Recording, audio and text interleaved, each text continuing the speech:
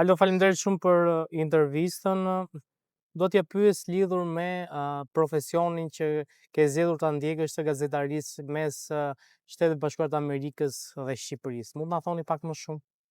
Ju falenderoj shumë për ftesën. Është shumë kënaqësi që t'jem nëpërmjet dritares tuaj mediatike, e cila është shumë e përshyrë në të gjithë territorin e Shqipërisë, po kudo ku ka shqiptar ka një ndjekje shumë të madhe dhe e vlerësoj shumë që jam sot këtu me ju.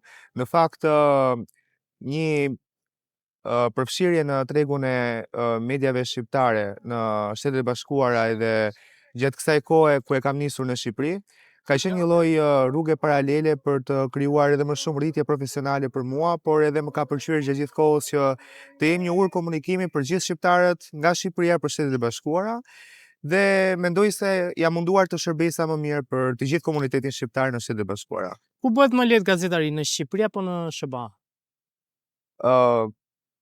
Linja profesionale është e njëjtë, por ndryshon mënyra se si trajtohet. Këtu haset më shumë vështirësi në pjesën e infrastrukturës, edhe në kushtet se si fusha redaksionale operon, që do të thotë që besoj që duhet më shumë punë e ekip për të arritur një rezultat shumë të mirë, qoftë për gazetarët e informacionit, po edhe për të programacionit, sepse ka shumë përgjegjësi çdo dalje televizive. Por nga krau tjetër, shikoj më shumë impenjim dhe bashkëpunim me të gjithë stafin me pjesën e mediave shqiptare në Shtetet e Bashkuara, ku funksionon pak më ndryshe. Përveç gazetarisë, ke edhe një pasion për letërsinë. Mund ta flisni pak më shumë lidhur me këtë pasion? Mendoj që ka qenë gjithmonë pjesë e ime, sepse gazetaria më ka mësuar që të pyes, të interesohem dhe ato 5W të gazetarisë që kanë qenë gjithmonë me mua kanë qenë një lidhje shumë e fortë për të kuptuar rreth ngjarjeve të ndryshme, gjë e cila gazetaria më ka shtyrë dhe të shkruaj rreth editorialeve të ndryshme apo dhe në pikpamje të tjera që ndoshta mund ta lidhja edhe me thrillerin, zhanrin që sot unë përfaqësoj. Dhe jam shtyrë më shumë nga profesioni im për të shkruar dhe për të thënë pikpamjet e mia apo dhe mendimet e mia kundrejt një teme që zgjedh për të shkruar.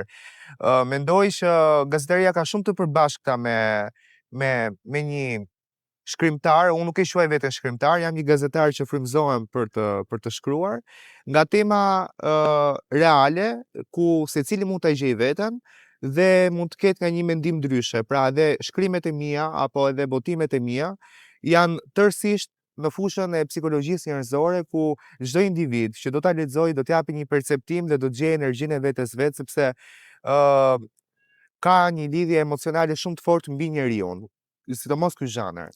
Romani yt i dytë titullohet 3:47. Pse pikërisht kjo orë dhe çfarë fshihet pas? E kam bërë dhe tatuazh këtu. Në fakt, unë e kam dhe në duar. 3:47 është një thriller psikologjik që me nëntitull është Dikush po të vëzhgon dhe jep ndjesinë e manipulimit që njeriu i shkakton një herë dhe vetes, si një qenie që ndonjëherë druhet për t'u përballur me të vërtetën. Është një roman i cili flet për frikrat e personazhit dhe protagonistës që është Ailin, e cila mundohet të shmanget nga përgjegjësitë e veprimeve dhe pasojat që ka bërë për këto veprime që ka bërë. Në fakt është një roman ku, ashtu siç e thash dhe më parë, besoj që çdo lexues do ta gjejë veten, dhe ora 3:47 përkon fiks me momentin kur protagonistja kryen një akt për cilin dëshiron të shmangi pasojat e këtij veprimi që ka bërë. Sa e lehtë është që njeriu të krijojë një realitet të vetin dhe të pindet se ai është i vërtetë? Nuk është e lehtë normale, por është shumë e vështirë që të përballesh ndonjëherë me të vërtetën.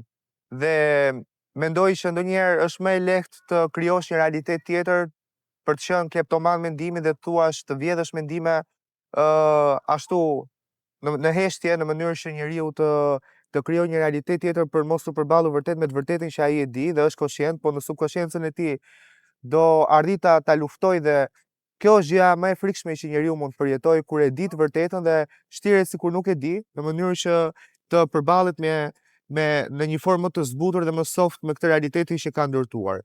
Por momentin kur ky individ do e kuptojë dhe nuk ka rrugë tjetër zgjedhje, është çështja më fatale për të. Dhe mendoj që kjo është sfida më e madhe njerëzore, pranimi i realitetit dhe ndërtimi i këtyre barrierave që e bën akoma dhe më të vështirë këtë realitet.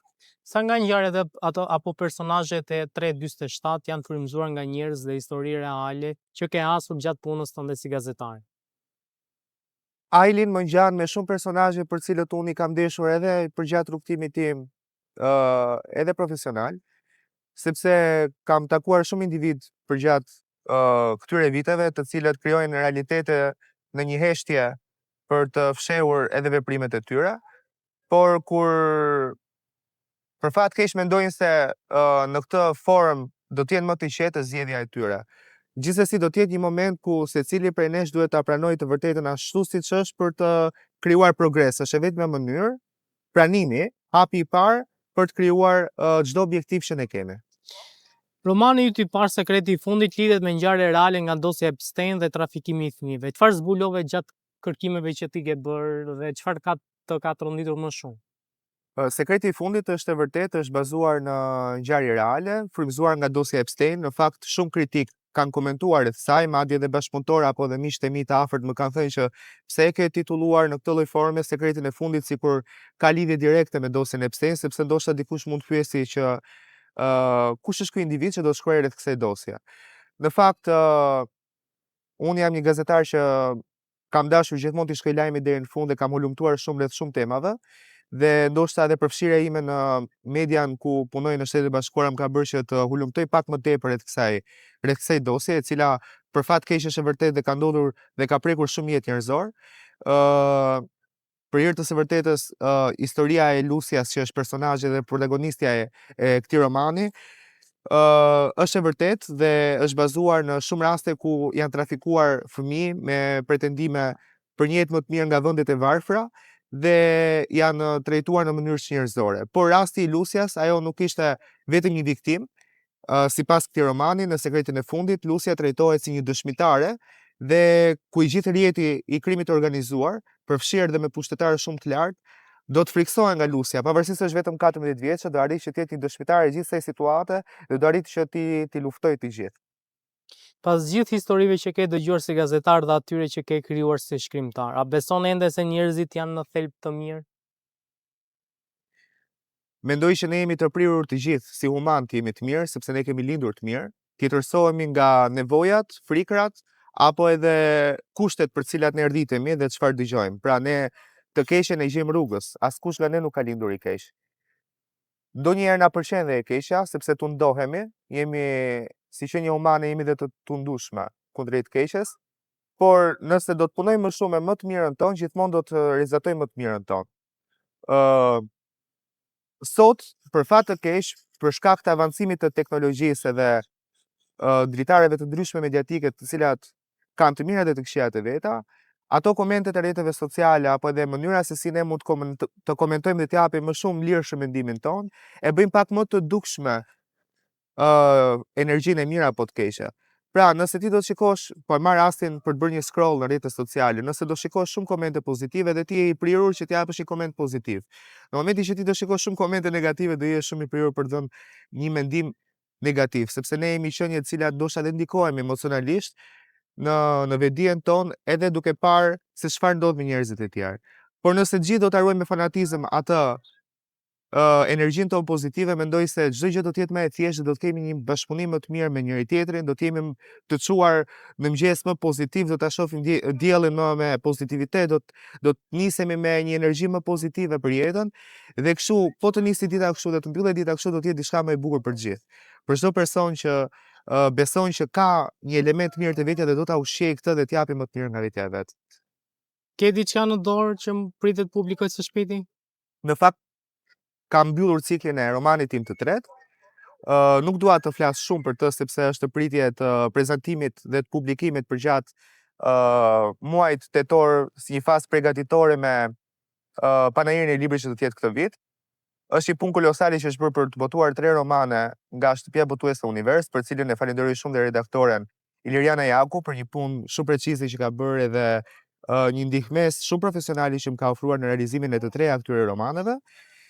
Dhe romani i tretë gjithashtu është bazuar në ngjarje të vërtetë, por e vetmja gjë që mund të zbuloj flet për realitetin e errët të trafikimit të fëmijëve, i ngjashëm me frymëzimin e Sekreti të fundit, që është romani i parë. Romani i tretë do të flasi për trafikimin e fëmijëve në dark web, ku flasim për sisteme të rrëmbimit të fëmijëve dhe tregtimit të tyre nëpërmjet platformave të websajteve ku trajtohen si kukulla dhe paktet që njeriu mund të bëjë për mungesat që ka në jetën e vet. Një çift i cili nuk ka patur fëmijë pasi dashurie disa vjeçare, do të bëj pakte me energji spirituale dhe është i libër që ka elemente gotik, por gjithashtu edhe e frymëzuar nga situatat vërteta të dark webit për trafikimin e qenieve njerëzore. Dhe kjo është diçka që më bën të besoj që ka për të pritur mirë nga lexuesit e zhanri thriller, po besoj që ka shumë elemente për çdo lexues që mund ta gjejë veten. Alo, faleminderit shumë për intervistë. Shumë kënaqësi, faleminderit.